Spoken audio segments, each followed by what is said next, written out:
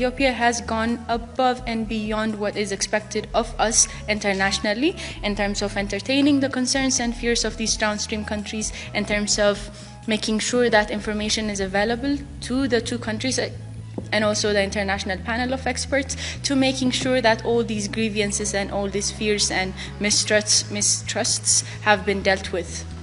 So we have gone above and beyond. And as far as the law is concerned, we can start the filling phase now without any agreement being in place. There's no law that dictates that Ethiopia should reach an agreement with these two countries or any other country to fill a sovereign dam, a unilaterally done project in its own sovereign territory with its own water.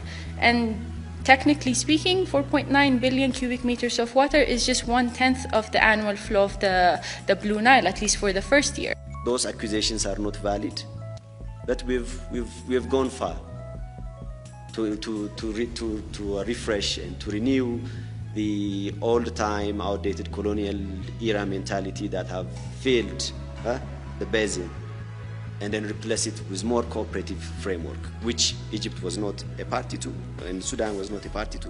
So potentially speaking, theoretically speaking, Ethiopia can fill the dam in 3 years. So the whole discussion about filling it in 4 to 7 years is all to minimize the damage that would come to downstream countries. So this is already a step that Ethiopia is taking in terms of taking in the concerns of downstream countries, but it has to be reciprocated from the other side as well.